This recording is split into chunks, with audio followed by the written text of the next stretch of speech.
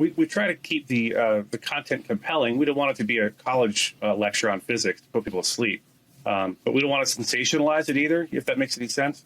I want to make sure that people who are in these encounters, their stories are told respectfully and thoroughly.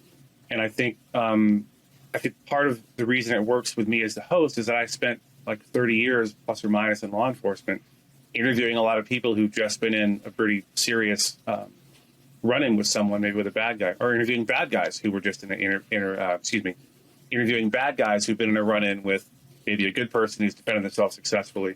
And so I have a little bit of insight on the goings on. I already know, for the most part, assuming the police are doing their job correctly, what's going to happen when they show up, plus or minus, depending on where you are.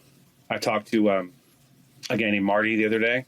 He's our most recent podcast. Absolutely fascinating stuff. He was in North Georgia in a small town and had to defend himself with a firearm against a guy who just run over his girlfriend and was then trying to hit him. Yeah.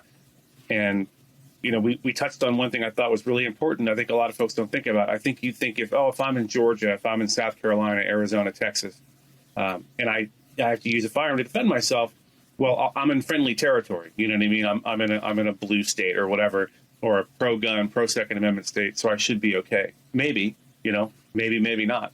Depends on the prosecutor, depends on the investigator and their view on the Second Amendment, and whether or not they like or dislike the idea of private citizens having guns. Not all cops and prosecutors are friendly to the Second Amendment, unfortunately.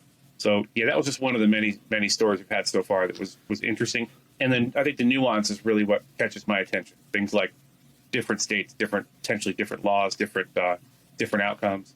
And to hear this guy, Marty, tell his story is absolutely harrowing.